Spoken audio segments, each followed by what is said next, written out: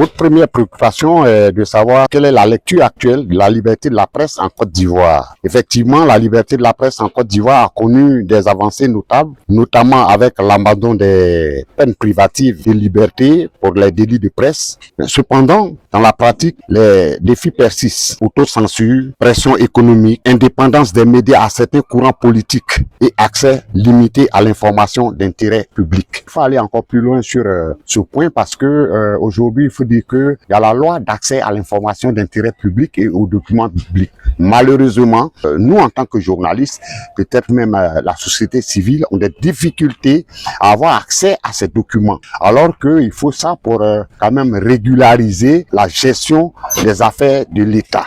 Et puis, il y a la liberté d'information qui doit s'accompagner de garanties concrètes des journalistes sur des périodes sensibles comme les élections. Deuxièmement, vous demandez les défis majeurs pour les journalistes à l'approche des élections 2025.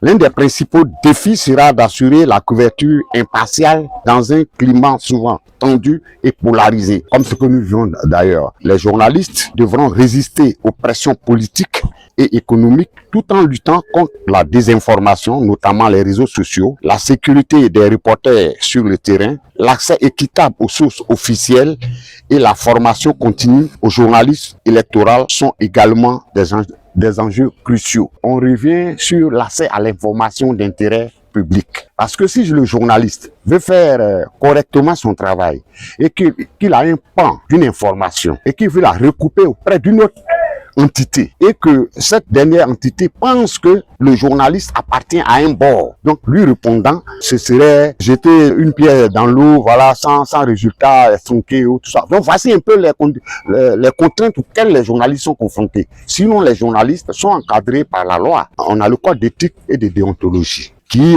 chaque fois, nous permet quand même et à des formations qui sont faites de manière régulière pour reconforter un peu le journaliste, voilà, pour le mettre dans le bain, pour qu'il soit très professionnel. Quel est le rôle du journaliste dans la consolidation de la démocratie en période électorale?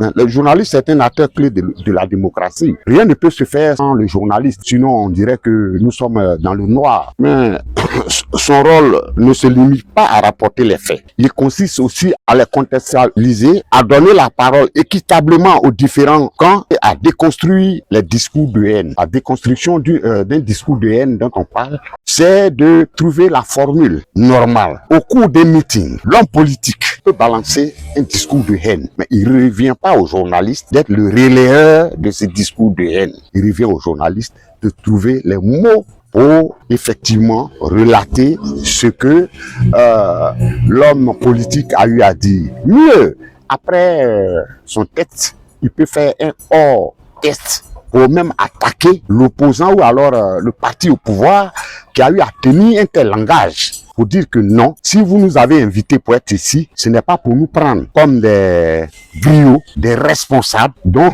le métier est encadré par la loi. Et donc, voici un peu ce que je voulais expliquer.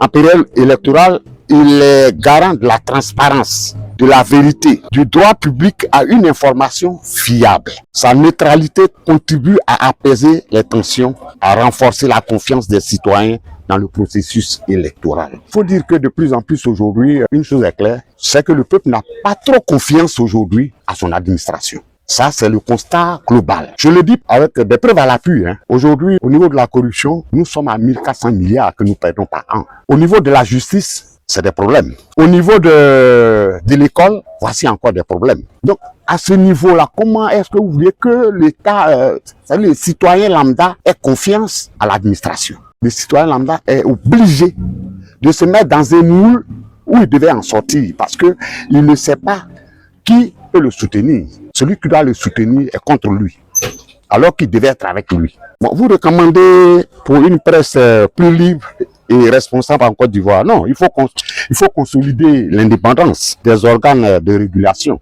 renforcer la protection juridique des journalistes et promouvoir un journalisme éthique et professionnel. Il est aussi essentiel de développer une culture du pluralisme et d'encourager la formation continue afin de soutenir financièrement les médias indépendants sans empiéter sur leurs lignes éditoriales est un levier important.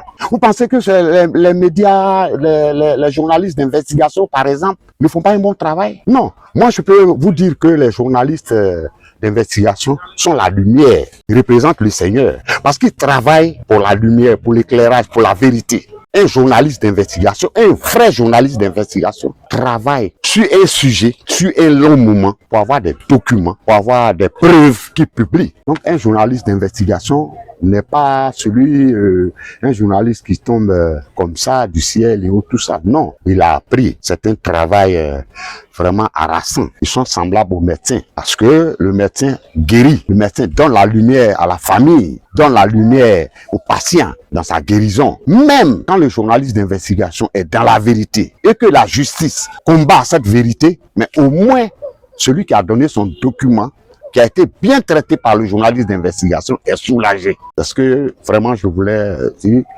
dire qu'effectivement, il y a des avancées en Côte d'Ivoire au niveau de la liberté de la presse, mais beaucoup reste à faire. Je tiens à remercier Dignité et Droits Humains